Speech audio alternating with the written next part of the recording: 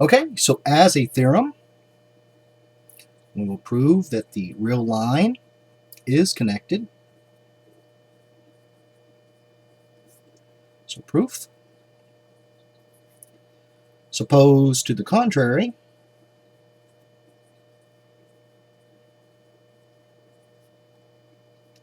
that the real line is not connected.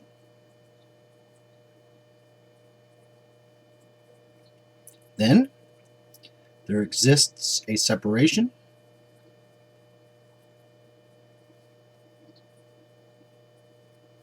of the real line by the sets u and v. That is,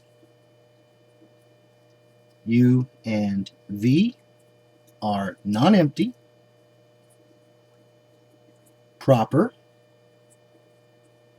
open subsets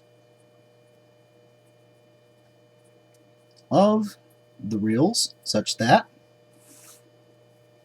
the union of u and v is the entire real line, and the intersection of u and v is the empty set. Now let A be a point in the set U, and let B be a point in the set V. Now, such points exist as these are non-empty sets, and A and B are real numbers. So either A is less than B or B is less than A. So without loss of generality, we may assume that A is less than B. Now let the set A be the set of all real numbers such that the closed interval from A to X is a subset of the set U. Notice that the point A is in the set A, and that the point B is an upper bound of the set A, since otherwise the closed interval from A to B is a subset of the set U, and hence the intersection of U and V is not empty.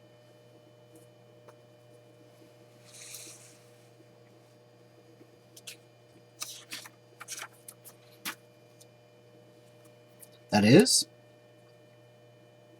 the set A is a non-empty subset of the reals that is bounded above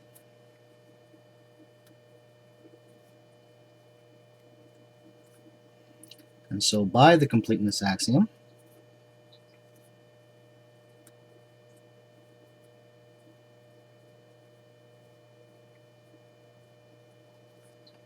the supremum of A exists and is a real number.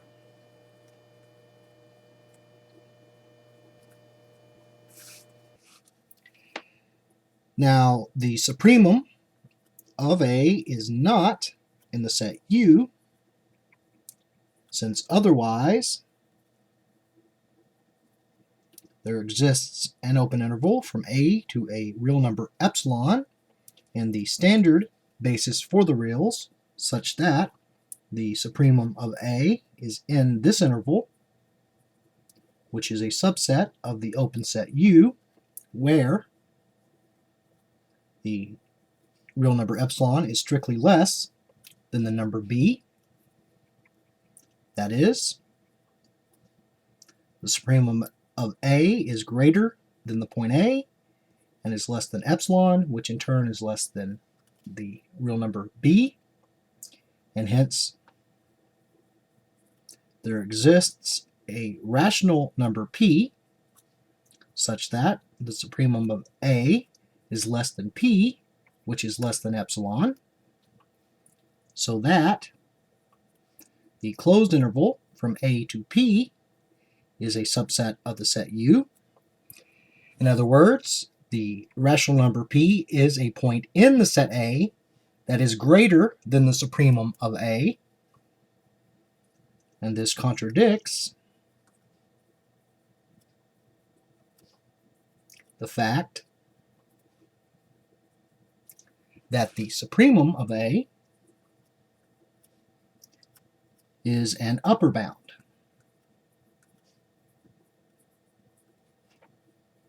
of the set A.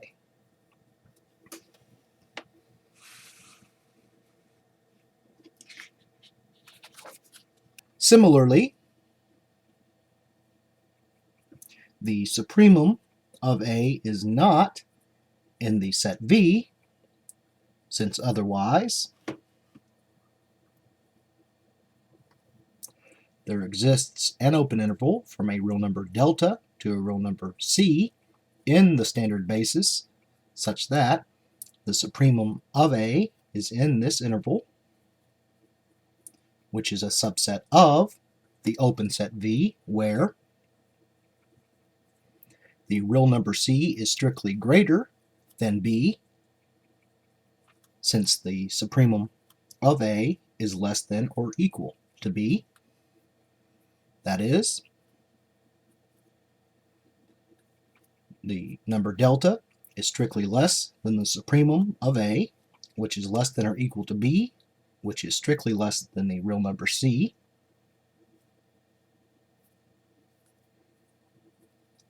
And hence, there exists a rational number q such that the rational number q is strictly greater than delta, strictly less than the supremum of A, which is less than or equal to B, which is less than C. Notice that this rational number q is an upper bound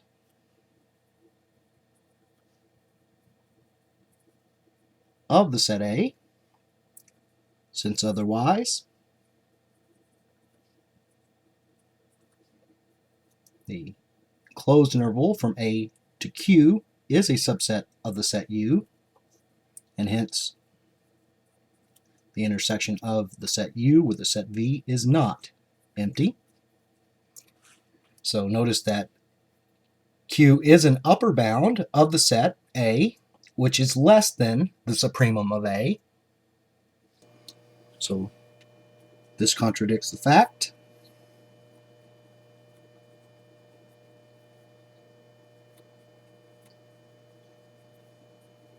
that the supremum of A is the least upper bound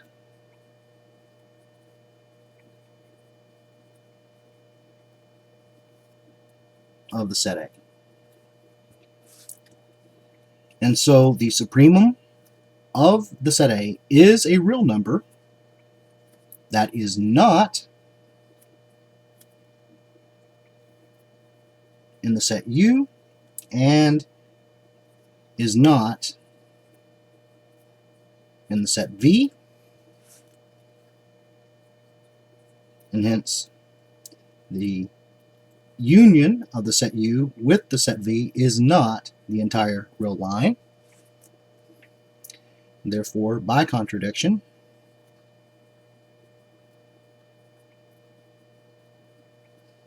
there does not exist a separation of the real line, and hence the real line is connected. And so if the completeness axiom is true, then the real line is connected. And you may well ask, how do we know that the completeness axiom is true?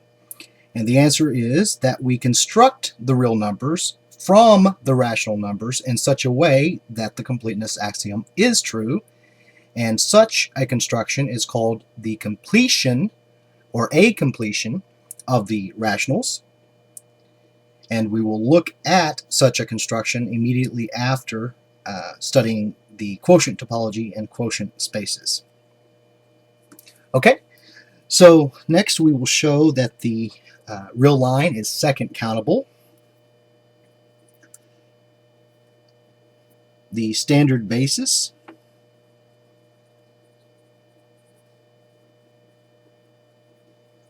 for the real line is the set script B, consisting of open intervals from A to B, or open intervals determined by A and B, where A and B are real numbers. Let script B sub R be the set of intervals determined by P and Q, where P and Q are rational numbers. Now notice that the interval is determined by rational numbers, but this is a subset of the basis for the reals, and so the intervals contain not only rational numbers but also irrational numbers, but the intervals themselves are determined by rational numbers. Now, let the standard basis for the space of rationals be denoted script B sub Q. Notice that the number of intervals in the the collection of open sets script B sub R is the same as the number of intervals in the standard basis for the rationals, so that the number of elements in the collection of open sets script B sub R is the same as the number of basis elements in the standard basis for the space of quotients, or rather the space of rationals, which is countably infinite and so countable. And so we now need to show that for every open set in the real line and for every point in that line, there exists an element in this collection of open sets that contains it and is a subset of the given open set.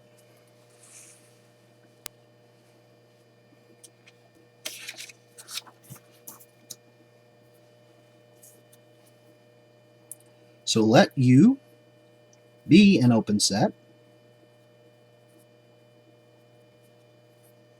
Then, for every point in the set, there exists an interval from A to B in the standard basis for the reals, such that the point is in this basis element, which is a subset of the set U.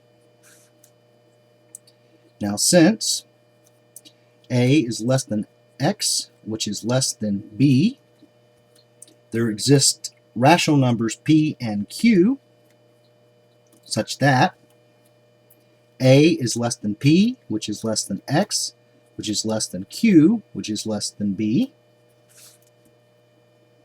and hence the point X is in the open interval from P to Q, that is, an interval determined by rational numbers, which is a subset of the interval from A to B, which is an interval determined by real numbers, which in turn is a subset of the open set U.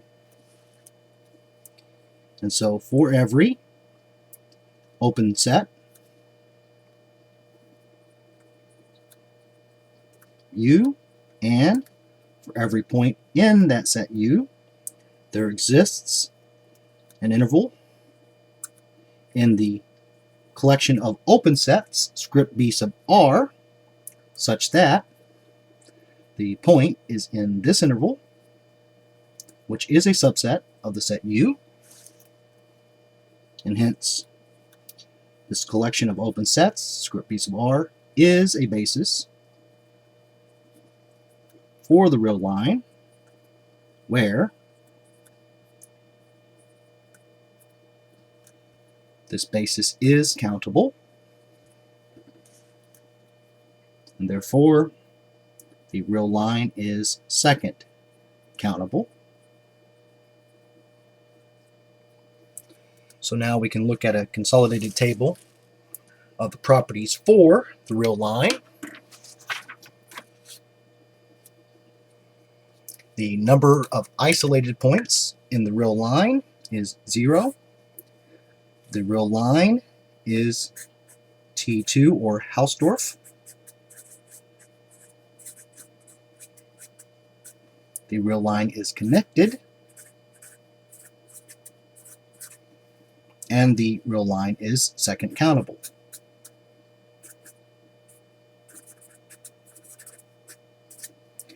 So notice that one of the biggest differences between the ordered topology on the rationals and the ordered topology on the reals is that the ordered topology on the rationals is disconnected, or the space is disconnected. Further, the space of rationals is disconnected as a direct consequence of the fact that for a non-empty subset of the rationals that is bounded above, it is not necessarily true that the supremum of that set is in the set of rationals.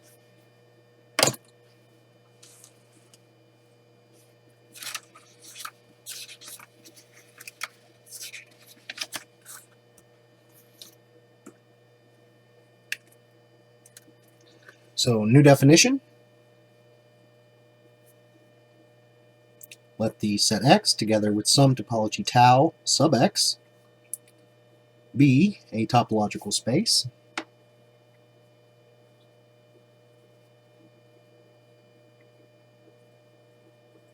And let Y be a subset of X. Then the collection tau sub Y, which is the set of the intersection of the set Y with the sets U, where U is open in X, is called the subspace topology.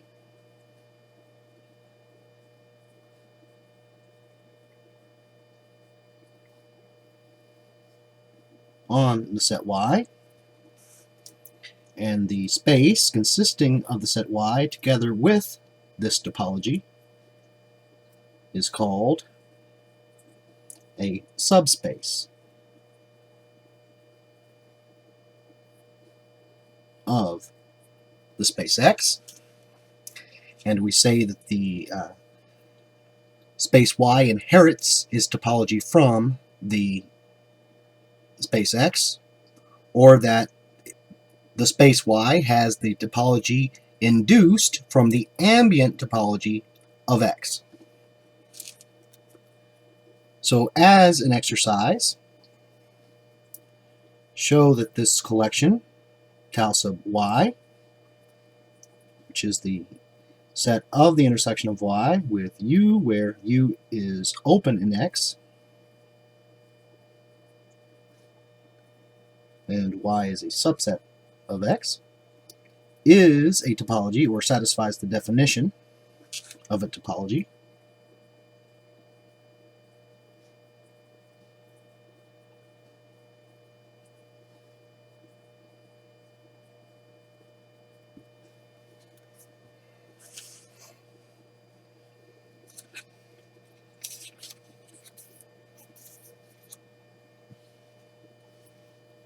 And as a second exercise,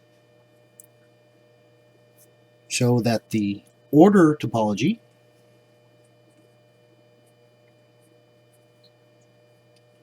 on the rationals is the same as the subspace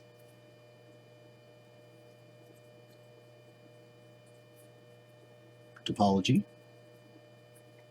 on the rationals as a subspace of the reals. And finally, let the set Y be the set containing the half open interval from 0 to 1, together with the singleton containing 2, where Y is a subset of the reals. Show that the singleton containing the number 2 is open in the subspace topology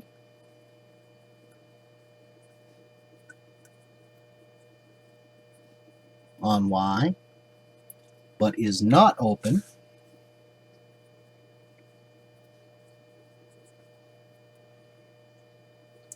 in the order topology.